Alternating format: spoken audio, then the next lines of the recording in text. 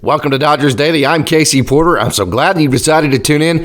Hey fans, this is the first edition of what we hope is going to be our daily show here from Dodgers Daily, where we highlight mainly all of the action that happened down on the farm in the Dodgers minor league system.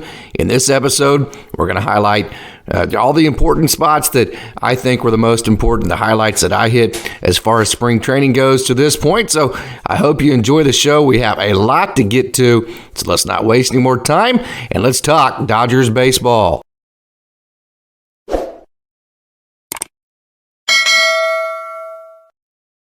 Michael Grove got the opening day start for the Los Angeles Dodgers, and he has looked very, very, very good so far in spring training. His ERA is just 1.50 in 3 games. In 6 innings pitched, he has 3 strikeouts so far. So Michael Grove in spring training to this point has looked absolutely fantastic. Again, 5 strikeouts, and looking at his base on balls, no walks so far. So 5 strikeouts, no walks, an ERA of 1.50, and a whip of 0.33. So Michael Grove, the young man out of West Virginia, originally Wheeling, West Virginia, went to West Virginia University. He had Tommy John surgery on the back half of his sophomore season, had to miss that part of the year, and then all of his junior year, and still got drafted by the Dodgers, even though he had not thrown for a year and a half. And then 2020 hit, so 2021, when, after that year he got put on the 40-man, that kind of surprised some people. But 2021, that was a year really where he was just trying to rebuild his leash as far as the pitch count goes.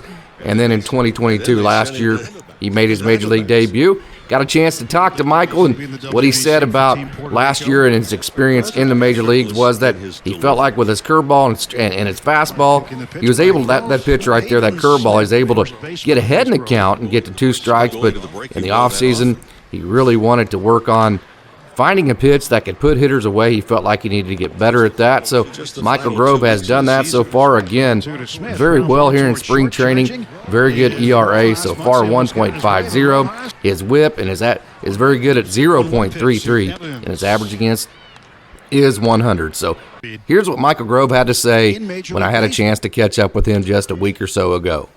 Yeah, I think that the curveball, just because it's so depthy, it's really a good pitch to lefties. I still throw it to righties some. The slider was more because I needed an out pitch against righties.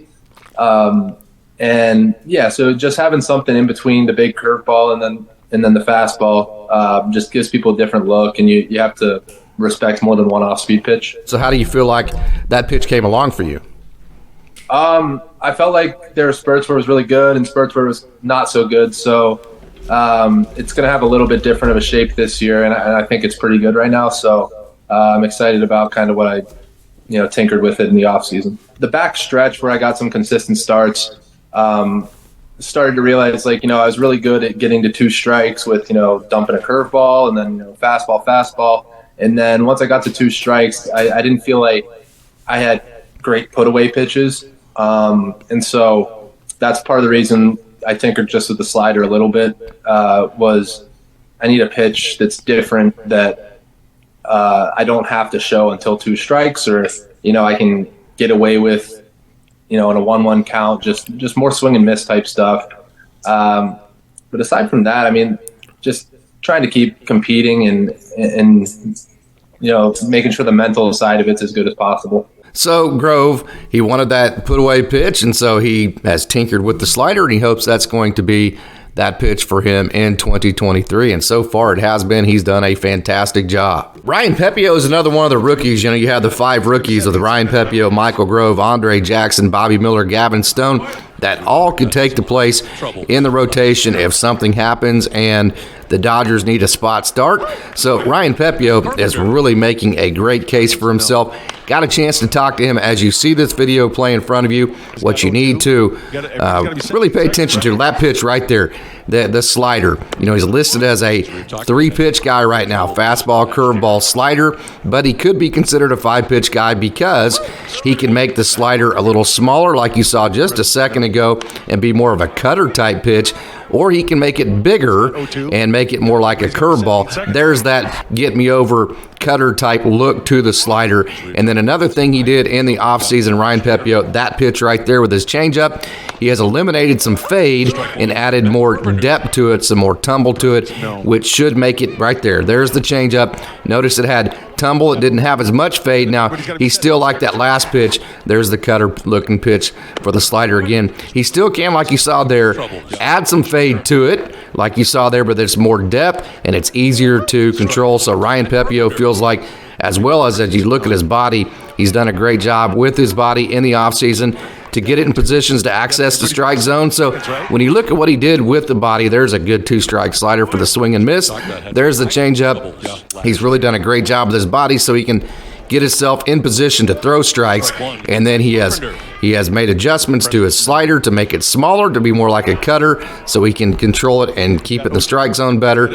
And he can still add depth to it with 2 strikes so he can put hitters away. And his changeup, I think he's going to be able to throw for strikes a little bit better because it had too much fade to it last year, not enough tumble, so he has added that back to it. And so far, the results are very, very, very good for Ryan Pepiot in spring training. His walks are down, his strikeouts are still up, and he is still not giving up a whole lot of runs. So I think you have to be impressed with what Ryan Pepiot has done so far in spring training. I had a chance to catch up with Pep, and I asked him, hey, what is your outlook for 2023? What are some of the things that you're working on? This is what he had to say. I want to go out there and throw 30 pitches every inning. I want to be able to go deep in the ball games, go more than 5-6 innings, be an innings eater, whatever the role is, whether it's throw a few innings in the bullpen, throw a couple nights in a row out of the bullpen, or make starts. Just go out there and do my job and put up as many zeros as I can and just try to keep the guys in the ball, guys a chance to win the ball game. So like you said, it was a lot about being more efficient, and I've been working a lot trying to get my body in different places so that I can access the zone, so I can be more efficient. So that was, like you said, it kind of all cohesively goes together to try to make sure I can be more efficient and get outs faster. Faster I get outs, faster I get to sit down, faster the guys get to get off the field and go put up some runs. A couple of times when I got myself in some big jams, like in my debut when I think it was like the second inning and I had the bases loaded and Brian Reynolds was up, I was like, okay, you did this to yourself. Just go get yourself out of it. And it's just trusting yourself, trusting your stuff, like you said, and going out there and knowing that you've done this a bunch of times in other situations and it's just another ball game. Go out there and execute. All off season, you put in all the work all season, so just go and do the fun thing, which is playing the games. Going with 3 pitches this year, the fastball, slider, and change? Yep, still 3 pitches. I have a couple I can always wrinkle in, but those are the 3 I'm going with. Which ones could you wrinkle in? Can you say that on the air, or you want to keep that? No, you can say on the air. It's more like manipulating the slider. You can make a slider like cuttery, you make it a little bit bigger. So can kind of categorically say it's a couple more pitches, but it's just one, just manipulate it a little differently. Which pitches do you feel the most comfortable landing in the strike zone whenever you need them? Right now I'm feeling pretty good with all 3. So fastball's feeling really good. Changeup, I'm getting back to where I want it from a couple years ago. Last season it was a little more on the horizontal side. This year I've got more depth to it. So I'm feeling really good with where I'm at right now going into this year. So there you have it. There's the adjustments, and there you have, kind of some of the things he was wanting to get fixed, and one of them was the efficiency, and he wanted to be more efficient. I'd say he has done that so far in 6 innings. He has 9 strikeouts and just 1 walk, and ironically, that 1 walk, guess who it came to? Ryan Noda, the young man who leads the world in walks seemingly every year. The Dodgers very familiar with him. Of course, he led AA in home runs in 2021 with Tulsa, or he led Texas League, I should say. And then he came up to Oklahoma City last year, had a fantastic year for AAA Oklahoma City, got Rule 5. He's now with Oakland. He's on their 26-man roster, and he is going to get a chance to show everybody just how good he is. And he is the 1 walk that Ryan Pepiot has given up so far in spring training. So great job, Pep. Keep up the great work. The Dodgers have a whole lot of prospects, but I think the one that I am maybe the most interested in watching is right-handed pitcher Landon Knack out of East Tennessee State. Walter State originally, out of Johnson City, Tennessee. Knack has always been that guy that's been a really highly rated top prospect until last year. And last year, it was a frustrating year. I had a chance to talk to him just about a week ago, and it was injury after injury. He could not, couldn't quite get over that forearm type situation. So Last year, I think, was a reset year. As I talked to Landon, he said, it's a great learning experience. It's one that he thinks he's really going to be able to take with him into the future and use it kind of as a guideline as to how to handle adversity. So I'm really looking forward to Landon because he is so talented. He has the 4 pitches with the fastball, slider, curveball, and changeup. And, one thing about him is he has great control and he also has great command with all 4 pitches. I specifically asked him, hey, which pitches do you feel like that you can land in the zone at any time? And he said all of them. Very confident with him. So Landon Knack, keep an eye out for him. He is a very talented young man who is very motivated to show everybody just how good he is and to get back on the top of those top prospects lists. Here's what Knack had to say about last year's experience and his first time out here in 2023 in spring training and all the things that he's looking forward to. I felt pretty confident when I got up there. I had a little bit, of course, of nerves, and as soon as you open the gate to kind of run out, but once I actually got up there, it felt like I relaxed a little bit as soon as I kind of stepped on the mound and felt good after that. I obviously, early on, wasn't really much of a high velo guy. I was more of just a guy who just knew how to pitch, knew how to fill out the strike zone with different pitches. And as my stuff got better, the velocity increased, the strikeout stuff stayed, and I felt like the command stayed as well. Obviously, just always attacking guys, always trying to get ahead. And so that continues to try to be a big piece for me. Kind of a tough year, kind of a little humbling experience, kind of really had to push through a lot of things. Had my forearm act on me in the middle of the year. I think going through kind of a little bit of the trials of that and really the adversity that I kind of had to go through with that really is going to kind of help me moving forward. So I think going into this year, I've got a new appreciation for things, a new kind of outlook on how I go to work each day, and so I think it's actually going to be more of a blessing, honestly, moving forward. Yeah, this year, I just want to go out there every single outing, be healthy, be available, always just be ready to go. Really, kind of show that when I'm healthy, when I'm going, I'm as good as anyone, and just really kind of focus more on the process of everything. Don't try to, obviously, as you said, you're getting close. You can kind of smell it a little bit, but you just can't let yourself just think about that and not stay in the moment, stay on, this is what I'm working on each day. The only thing I've done is kind of go back to my original 4-pitch mix. Last year I tweaked around with a couple things. And this year really going back to my 4-pitch mix, knowing what works and just trusting it. And just really trying to fine-tune more the consistency with each and just trying to keep the consistency with the changeup, consistency with the slider. James Outman had 3 hits over last weekend, including his first home run, and at that time he was hitting .463 so far, or at that point in the season in spring training. His OPS after last weekend was .1375. He's in the 360s now. He's still hitting the ball absolutely fantastically. That's on the heels of, check this out, he hit .462 with Los Angeles last year. His OPS while he was up with the big club was .1409. And, the base hit in this clip, one thing that Dodgers fans right there wanted to see, could he hit the inside pitch and especially the inside curveball? He just hit that for a base hit, so there's a good example of that. James Outman last year hit for 2 cycles, all within a week each other, and he also hit 2 grand slams. He hit 35 home runs, I believe it was, and had 106 RBIs and hit almost 300, and his OPS was just fantastic. James Outman, a wonderful young player. His defense is the best part of his game, too. You look at his arm, his footwork. Reggie there at Sac State really taught him a lot of lessons.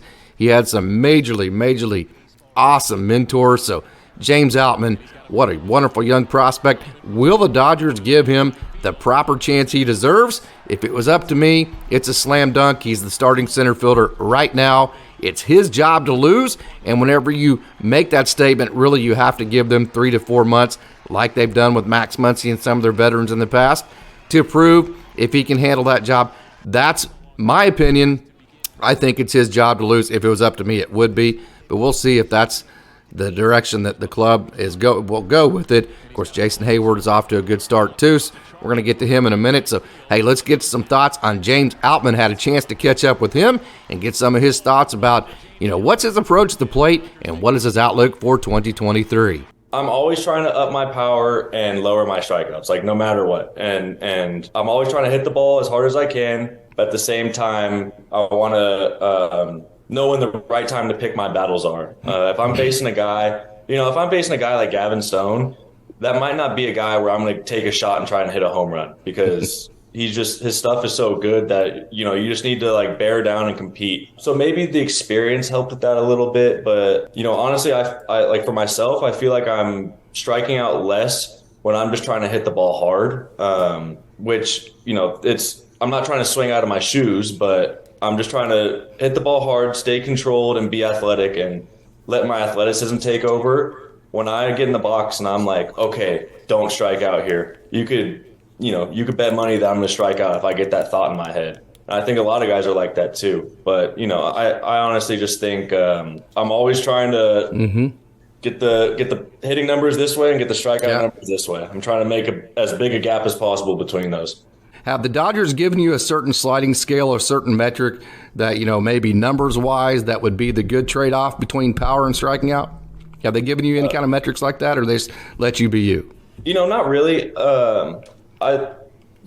They want guys to be themselves. Obviously, I want to cut my strikeouts down. I know I have a high strikeout clip, but I know I'm not going to get there by chasing a stat. So sure. I'm just going to try and treat every at bat like it's the same, and sometimes I'm going to punch, and I'm going to punch more than someone else. But I think just understanding when I can put together those at-bats and really focus on battling and just train that, I think I'll be better off for it. Gavin Stone has shown that changeup. As director of minor league pitching Rob Hill puts it, that changeup is still changing up. Takeaways from some of his performances, specifically his one on March 2nd that you're seeing on your screen. He ditched the two-seam over the offseason. I had a chance to talk to him about that. He's throwing more four-seams that ride the top of the zone that you're seeing in this video. And look at that changeup, how it tumbles off of the table. There's another one, a big league pitch. I had a chance to talk to Carson Taylor, who caught him quite a bit in Double-A last year. Asked him what it's like to catch that pitch, and he says, it might be the best pitch best changeup he's ever seen, because he can throw it 4 or 5 times in a row and continue to get swing and miss with it. So that changeup is absolutely a big league pitch. The young man from Lake City, Arkansas, throwing more four seams, and then that big changeup. He's a great athlete. He actually played 5 sports. Look at that changeup. At Lake City, Riverside High School in Lake City, including bowling. And he was a fantastic, there's that four seam at the top of the zone. He was also, and then the changeup. Look at the tumble on that. He was also a fantastic basketball player. So baseball, basketball, bowling, 5 different sports. His last outing at UCA was a no-hitter, and if you ask all of his coaches, Coach Harlan and Coach Gum, who was his head coach while he was there, Coach Harlan, his pitching coach while he was at UCA, is now the head coach for them. If you ask them about Gavin Stone, they'll go on for about 10 minutes before they ever even mention him in baseball terms. They talk about how great of a person he is, how great his work ethic is, and how great of a teammate and person he is. He was drafted in the 5th round. He was the second to last draft pick in that 2020 draft. You remember that was just 5 rounds. So Gavin Stone, he is an absolute rock star, one of the 5 rookies that has a chance to make a major league splash this year for the Dodgers. So super excited about him. Had a chance to catch up with him. Here are some of his thoughts that he had about 2023. Dodgers fans, are you excited about some of the adjustments that Jason Hayward has made? Here is a still just showing, look how he's tracking the ball. And it looks to me, I have zero inside information of this, but it just looks to me like he is really thinking about left center, letting that ball get really deep, which his hands are so quick. I think that will create great timing for him. He's hit a couple of home runs. He's looked very good. Freddie Freeman has said a couple of different times, if you've watched that interview, that he knows Jason Hayward very well. He thinks he's really unlocked something that will really help him. So Jason Hayward off to a good start, and I can tell you this, the Dodgers love their veterans, and Jason Hayward's a young man with just ultra talent, and he's going to get every chance to be an everyday starter with the Dodgers. I'm convinced of that. Let me replay this so you can actually see it's replaying right now. Look, he's on that ball. Look how he's tracking that ball.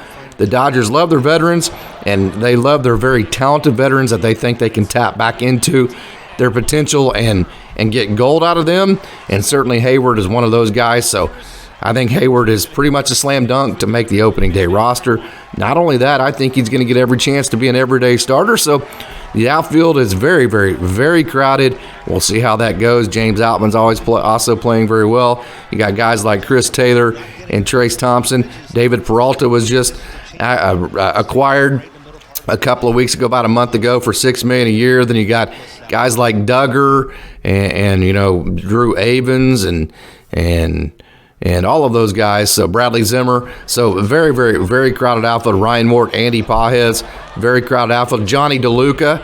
I'm probably going to miss somebody, so I'm going to stop there. So very crowded outfield spot, but I do think Jason Hayward is at the top of that. I think he's going to be given every chance to be an everyday starter for the Dodgers. Jordan Yamamoto is an interesting prospect. Not a prospect, really. He has major league innings, but an interesting acquisition for the Dodgers, I should say, because as you look at him here, he has a 6-pitch bag as far as a pitch mix goes, and that's a lot. And the Dodgers love this kind of guy. Of course, he's a low 90s type of guy, and the reason why is there's that big, big curveball. Again, when you're diving into 6 pitches, the Dodgers are going to use all their metrics and all their data. They're going to get them on the Rapsodo, and they're going to figure out which one sets up best metrically as far as the pitches that Yamamoto should be throwing, and I think they're going to reduce that to maybe 2, maybe 3 pitches, and they're going to have him hone in and master the 2 or 3 that are the most effective.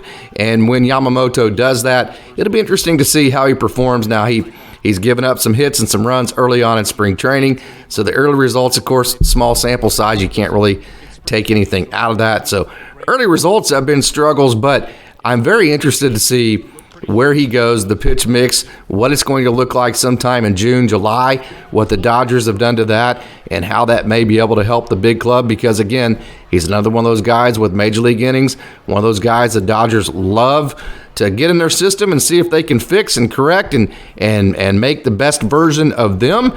And if they're able to do that, Yamamoto could very easily see major league innings in 2023. Andre Jackson looks absolutely fantastic so far in spring training. There's that changeup. Wow, what a pitch. I have absolutely zero inside information on this, but, at the end of 2021, he was throwing about 91, 92. Got a chance to talk to him. He made his major league debut in 2021, and then by the end of that year, when I talked to him, his velo was like 91, 92, and then he started 2022 and he struggled, and he got put on the developmental list. And when he got put on the developmental list, I have not had a chance to talk to him since, so I don't know the exact focuses while he was working on the developmental list. But one thing that I have noticed, and this is just my opinion, I have no inside information on this, this is just from my own observations, that pitch right there, the changeup, instead of chasing velo and trying to be, your typical modern day guy that with the high spin rate that's basing everything off of a big 4-seam fastball that rides the top of the zone and then throwing everything off of that, I think he went backwards at it. He went back to focusing on that pitch right there, the changeup, and that pitch is so good that when he's landing it in the strike zone, it makes that pitch, his 4-seam, seem even faster. I'm going to click watch again. We're going to roll through this because Andre Jackson has looked fantastic. So I think he has centered everything around that pitch, his changeup, and then used everything off of that changeup to make it look like it has higher velo. He's in the strike zone. I've said it 2 or 3 years now. He hasn't given up a run in 6 innings, and his strikeout to walk ratios are fantastic. He has been in the strike zone. I've been saying it for a couple years now. When Andre Jackson is landing that changeup, he is a major league quality pitcher and a very good one at that. So I think the Dodgers are very high on where he's at right now. They're giving him every chance. I think the ball is in his court, which is exciting for him because that means that, it's up to him. Hey, go out and take it. You're going to be given an opportunity. I really think he is. So the ball's in his court, in my opinion, and that's all you can ask for as a player. Boy, the injury to Lux was a really tough one to swallow, and then, just running to third base, and you have the leg injury that he has, very tough, and I have had a chance to talk to Gavin and communicate with him, and I know just how much playing, well, of course you saw it when he was broke down in tears with his interviews afterwards, just how torn up he was, and because you put all this time, I got to see him in Tulsa, got to see him in Oklahoma City. He was, the biggest the biggest shortstop prospect in the game of baseball coming out of 2019, and he was simply fantastic. He's worked his whole entire career to get to this spot, to become the starting shortstop for the Los Angeles Dodgers, and then boom, in spring training, it's taken away from him. Insert Miguel Rojas, and Rojas, kind of a misnomer. That's what I like about him, his bat-to-ball skills, and the Dodgers have needed a guy that could do that right there, just kind of hit a ground ball behind the runner and or up the middle and have good bat-to-ball skills. There's kind of a misnomer because Miguel Rojas has been such a great defender. As a matter of fact, he was in the running for a Gold Glove last year, that he's not a good offensive player, and he did not have a good year last year, no doubt about it, but he is a 260 lifetime hitter. His OPSs aren't great, but his bat-to-ball skills are, and he's the type of player I think the Dodgers need, in the sense that he's a guy that's going to put the ball in play, and he's going to be around better offensive players than he's ever been around before, so he's going to get better pitches to hit. So I don't really see any scenario where Miguel Rojas is going to strike out very much this year. He's going to put the ball in play, which is the exact type of hitter the Dodgers need, and all they really need out of him is about a 250, 260 guy, a guy that gets on base maybe at a 300 to 325 clip. If he can do that and continue to play the elite defense that he always does, the Dodgers are in business. I'm very excited about Miguel Rojas. Remember this guy's name, Jordan Leasure. He is just absolutely fantastic. He has gone long stretches. As a matter of fact, he went 26 outings in a row, I believe it was last year, and gave up a grand total of 1 run. It spanned several months. It was just super impressive. He moved up to Double-A Tulsa last year in about July. The young man out of the University of Tampa, he is a wonderful young man, and I think I am as high on Jordan Leasure as to say that I think he's closer material. I think he's future closer material. I think he's that good. His four-seam has tremendous ride. He has, just look at that four-seam up in the zone, just not even fair. I think he has tremendous composure. Look how he's able to locate it to the glove side, to lefties, and then he gets that fade back away from lefties. So I think he's going to be ambidextrous, meaning I think he's going to be able to get out right-handers and left-handers. He's going to be able to come inside to the lefties, fade it away right there, hop it back over the plate, and then he's going to be able to move that slider away from right-handers. So I think that 3-pitch mix of Jordan Leasure and his composure, just I've seen him pitch so many times and nothing ever flusters him. He's so confident but yet so humble. It's closer material. I'm that high on him. Keep an eye on Jordan Leasure. He's not on any top 30 prospects list. I don't know why. I have no answer for that. All I can tell you is this guy is fantastic. If you don't believe me, just take a little bit of time and watch him, because he is really good. This is Devin Mann, and the Dodgers love these kind of guys. Devin Mann, you saw him just cover an up and in pitch. He is so good at that up and in, low and away. The Dodgers have built a swing with him that has a plane to it, that if you go up and in, he hits it. If you go low and away like that right there, he covers both parts of it. So, those are the 2 spots that pitchers like to try to put hitters away with, and those are the 2 spots that, in my opinion, he does as good a job as any hitter in the Dodgers minor league system of covering. And there's that up and in pitch. And one thing about him, or several things about him, he's so versatile. At Tulsa, he played every position except for pitcher and catcher. We know the Dodgers love versatile players. They love long, lanky, very athletic players. Devin Mann is definitely very athletic. He's definitely very long and lanky. And then they love players that come from championship pedigrees, and he certainly does that. He comes from the University of Louisville, originally out of Indiana, but went to the University of Louisville, where he was the starting second baseman on a College World Series team. We've seen him play some first base in spring training.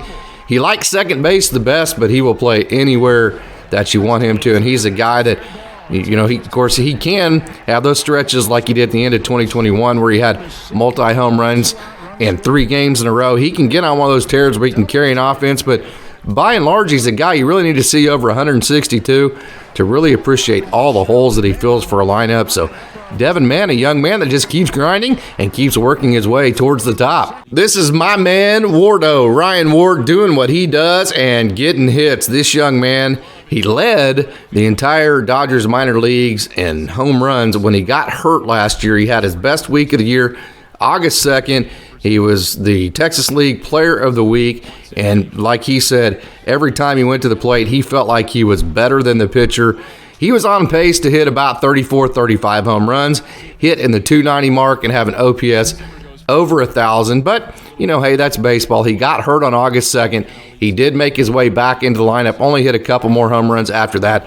The injury definitely affected him. He's a young man. Check this out. In the offseason, he went back home to Millbury, Massachusetts, where he grew up halfway in between Springfield and Boston. He graduated with less than 100 kids in his graduating class, and he definitely learned small-town values because in the offseason, he would wake up at 4 o'clock in the morning. His dad and him would go work out. Then he would go work an 8-hour day at his job, and then after he was done, then he would go do all of his baseball duties. After that, he'd wake up and start the process again the next day. Ryan Ward, left fielder mainly, really got a lot better in 2022 defensively. The Dodgers worked a lot with him. I saw his manager, Scott Hennessy, out with him, hitting ground ball and fly ball one after the other to him in practice during BP sessions.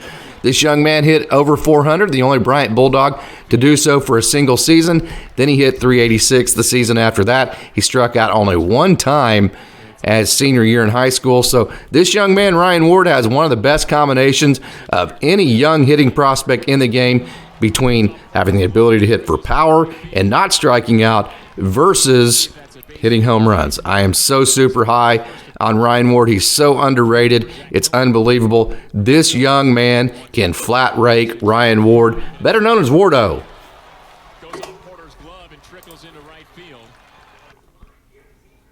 There goes the runner, Barnes.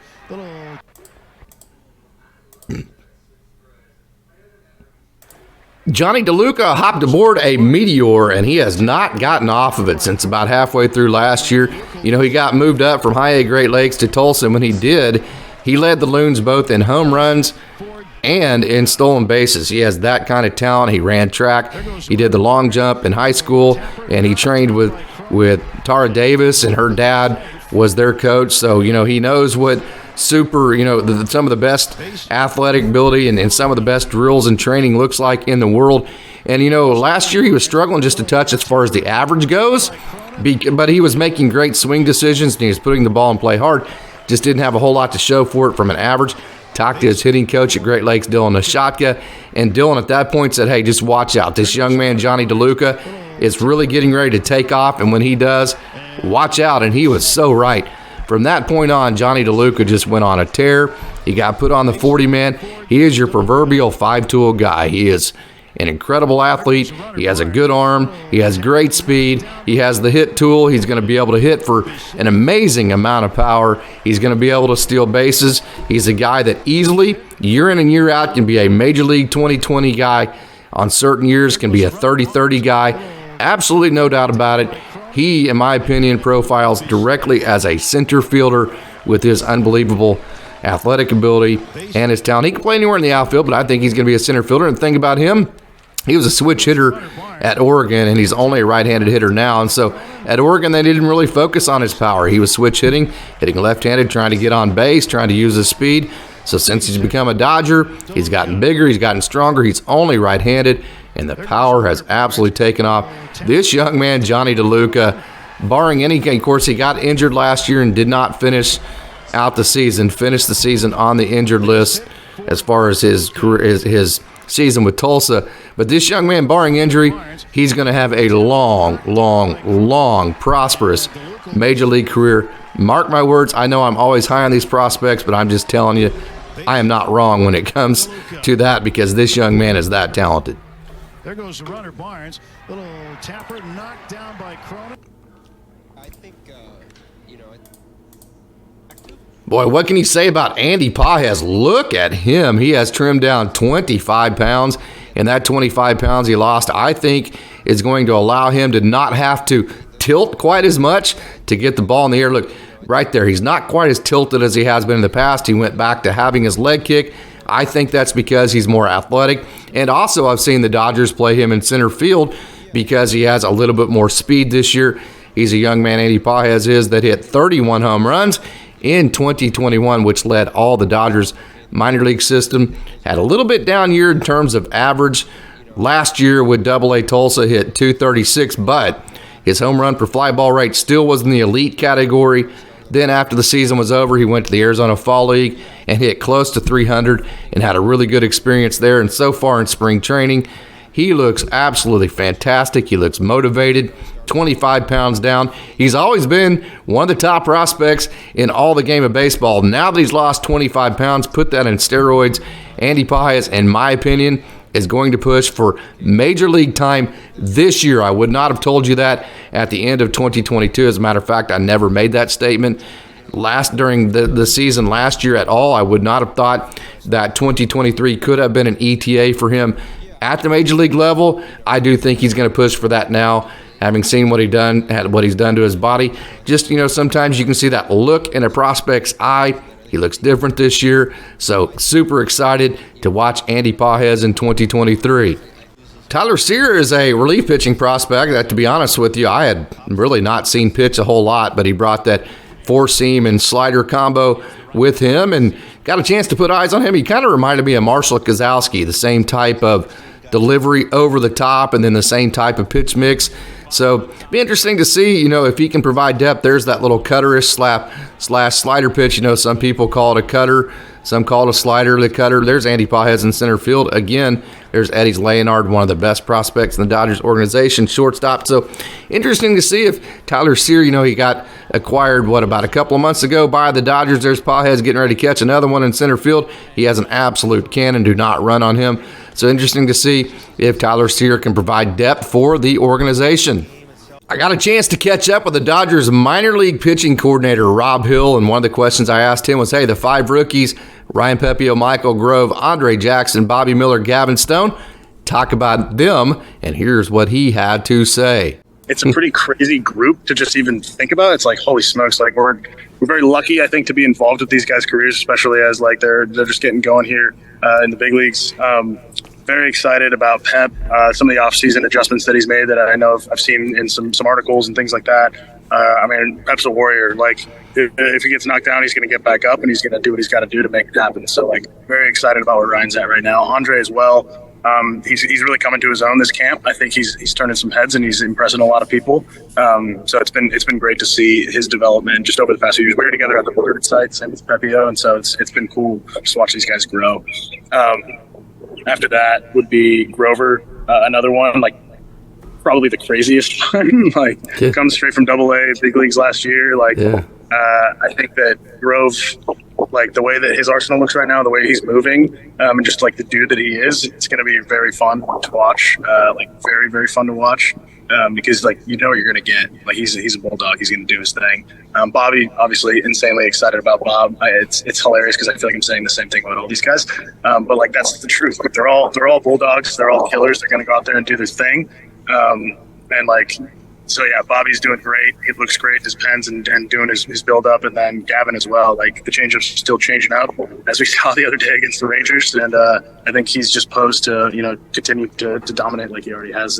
You're looking at Thor, Noah Syndergaard, and one of the questions is, hey, of course, Noah said that one of the reasons why he came to the Dodgers was that everything they touch turns to gold, and he really thought that the Dodgers could get him up. I know he made a statement earlier that he thought he could get up around, the 0 again, which would be 100.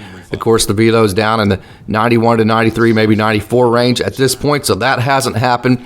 The velo is a little bit down so far, but he hasn't given up any runs, so that part of it's good, mainly because of that changeup right there and then location. So, hey, Dodgers fans, do you think Noah Syndergaard's going to get that 100-mile-an-hour fastball back? Is he going to be that fifth starter? That's Yorbit Vivas right there. I love that young man, great, talented young prospect. Excuse me, not Vivas. That's Miguel Vargas making a great play. How dare I not realize that's Miguel Vargas? But hey, Dodgers fans, do you think Noah Syndergaard's going to be in the starting rotation? Is he going to give you 150 innings or so this year and be the innings eater that the Dodgers need from him? Is he going to recapture, coming off the Tommy John, what he's been in the past?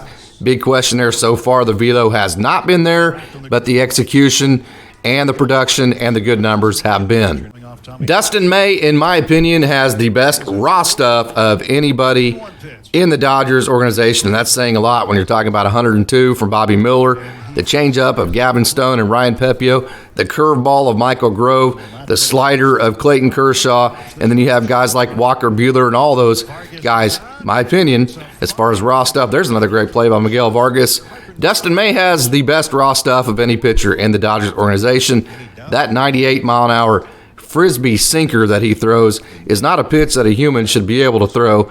And then you notice just his mix. Here's the thing, coming off of Tommy John, he's not going to have any pain. It's not going to feel like that. I talked to all these prospects, and most of them have had Tommy John.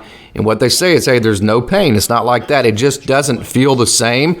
And so when your arm doesn't feel the same, what happens is it makes it hard to not only control the pitch, but certainly command it. So your command and your control isn't as good. That's going to be the key for Dustin May. We saw that towards the end of last year. I do think it was quite unrealistic. You know, you say that 12 or 13-month period to come back.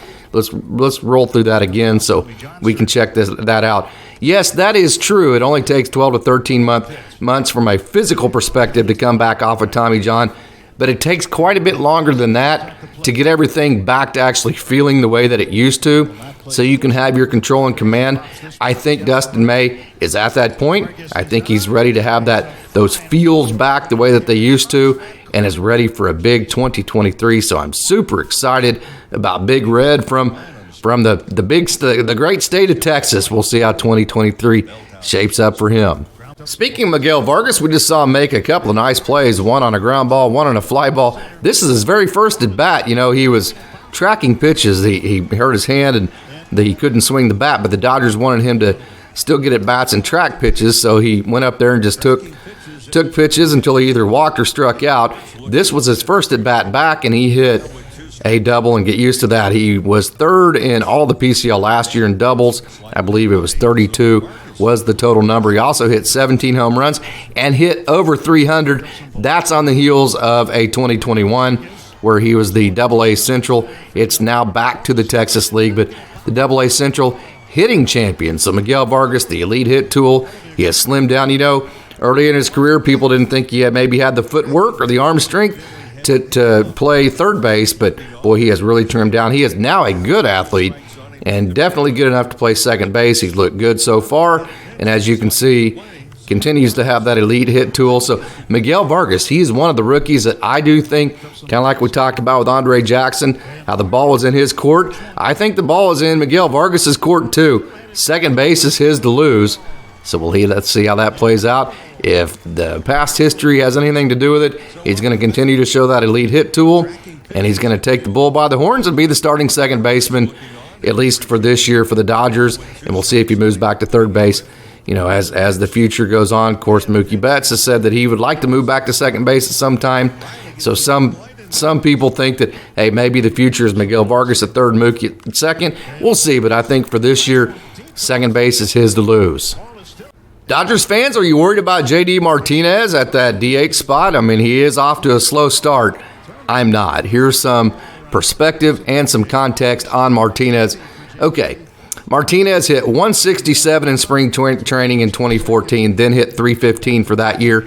In 2017, he hit 216 in spring training, then hit 303. 2019, he hit 200 in spring training, then hit 304. And then last year, he had 229 in spring training, before hitting 279 for the regular season. So if you're worried about JD Martinez, of course, if you're not impressed with the way he's hitting so far, I understand he hasn't hit very well. But if you're worried about whether that is something that is going to be season long, there's your context to it. I wouldn't, don't look past, don't look any further than, hey, it's spring training, still trying to get the timing down. There's no more to look into it than that, because, he's shown this type of thing in the past and been an elite offensive player in the regular season. So there's context on the start of JD Martinez.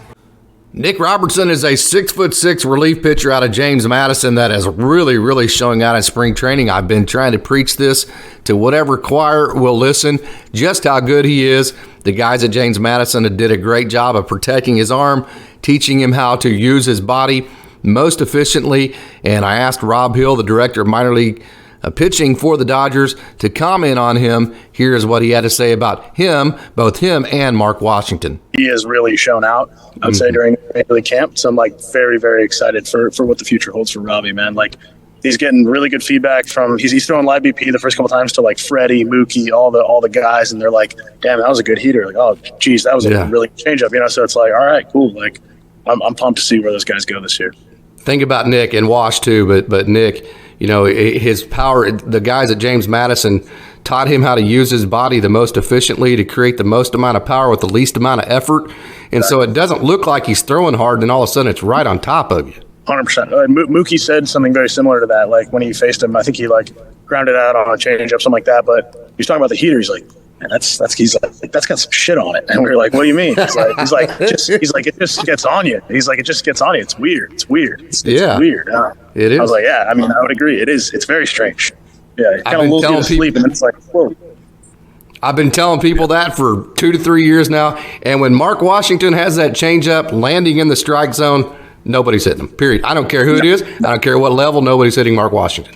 No, I completely agree. When he can just like get that in there, and then like the heater's playing, slider does its thing, it's like, yeah, good luck. Clayton Kershaw got the start yesterday, and he was scheduled to go 4 innings per Tim Neverett, but only went 3, so he finished his bullpen and his pitch count. I should say he finished his pitch count in the bullpen yesterday, and then Andre Jackson came in behind him and threw 3 great innings. So Clayton Kershaw getting warmed up and getting ready. Of course, we all know that he was going to pitch in the World Baseball Classic, and that didn't end up happening, an insurance situation. So I posed a question on Twitter the other day. Go over to Dodgers Daily Twitter if you want to answer that question. How many innings do you think Clayton Kershaw will throw this year? 0 to 100, do you think he'll throw less than 100? Do you think he'll throw between 100 and 125 or over 125? I think it's going to be somewhere between 100 and 125. I would have been even more conservative with that if he would have thrown in the World Baseball Classic. But now that he's not there and he's in spring training instead, and he can really, he can determine, as far as the intensity of how everything goes, he's not necessarily in games that are counting as far as winning and losing. Of course, you want to win every game you can, but you really get to dictate how you throw in spring training and the way you type, the way that you throw. So I think because he's not in the World Baseball Classic, I think he's going to get up around the 125 mark. Let's watch that again and roll back through that, maybe even higher than that. And, the Dodgers, again, have the 5 starters with Kershaw and Urias. Gonsolin, of course, is down right now, so that's going to open a spot for one of the rookies. Then they have Syndergaard and May. So, there's plenty of guys right nipping at the heels if a guy like Kershaw needs to start off or something like that, or, like with Gonsolin being hurt, if the Dodgers have plenty of depth to cover there. So we'll see how that goes. We'll see how many pitches that Clayton Kershaw throws in 2023. You do not want to overuse him, and because you want him to be fully ready with a fully healthy and fully charged up arm for the postseason, because as Dodgers fans, the only goal for the Dodgers every year is to win the World Series. It's spring training, and it is a very, very, very small sample size, but Hunter Badusha, catcher out of LSU, went to LSU Eunice, originally Barb High School, where he played for Coach Cicchini there in Barb High School. Wonderful young player, just a grinder. He is one of the most well-respected players in the entire Dodgers minor league system. Glad to see him making the most of his opportunities, I should say, to this point.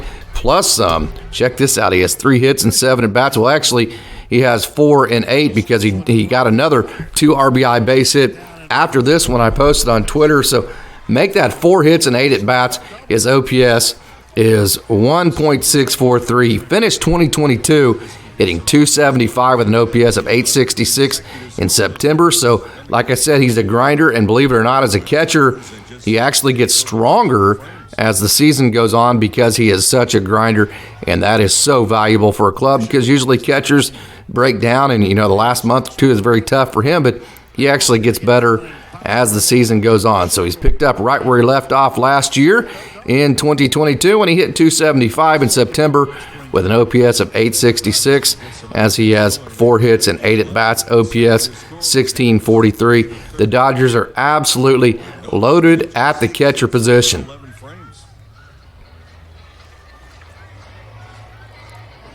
Badusha is the number 9 hitter, and he strokes one to the right field corner. That ball's going to Mark Watt. Well, we heard Rob Hill talk about Mark Washington just a minute ago, but This young man continues to throw well out of Lehigh. He is a wonderful young man, originally out of the Philadelphia area. If you follow Dodgers Daily much, you shouldn't be surprised that Mark Washington is pitching well, because you would know if you follow Dodgers Daily. He goes on what he calls heaters, meaning he goes long stretches of time without giving up runs. Check this out. So far this year, he's given up no runs in 4 appearances, 2.2 innings. But that's not what I want to talk about. From July 28th of 2021 to June of last year in 2022, he gave up a grand total of 4 runs in 34 appearances. That's a heater. He appears to be on another one to start 2023. Hopefully he can continue it, and hopefully he can continue to bust through the door. I know he was not put on the 40-man, and he was not actually even invited as a non-roster invitee originally to spring training, but the chances he's been given, he has taken advantage of, and I do think he will continue to do that. Very, very, very excited about Mark Washington. Speaking of the catching depth in the Dodgers organization, how about the Dodgers' #1 prospect, Diego Cartaya, right there throwing a runner out. That was in yesterday's action. Diego Cartaya, wonderful young man, great work ethic, the total package. He has the size, the arm, the work ethic. He's a wonderful teammate. The offensive skills, he has it all. So there you go. Diego Cartaya, the Dodgers' #1 prospect. Look at that arm, right on the money. That is your bit, B-Boss, receiving that and tagging the runner out. There's your bit again. There's Diego. So there you go. The Dodgers' #1 prospect, Diego Cartaya.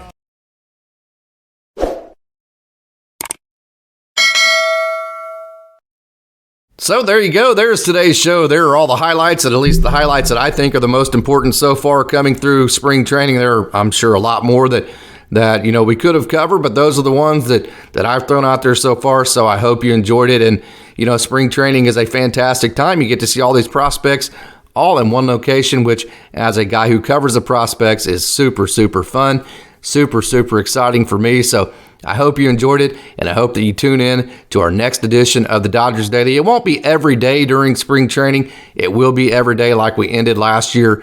As we cover the Dodgers minor leagues, I will have these types of videos that will have all the highlights of the Dodgers minor leaguers, tell you how they're doing, tell you how the clubs are doing, and we are going to incorporate Los Angeles into those this year as well, and have pitching matchups and all of those kinds of fun things. So looking forward to our daily show, Dodgers Daily. This is the first edition of the 2023 season, so I'm glad you've tuned in. Hey, just a reminder, fans, if you like this video, if you like this kind of content, go ahead and click that like button, leave a comment, tell all your friends about Dodgers Daily. Tell them to subscribe, then turn on your notifications.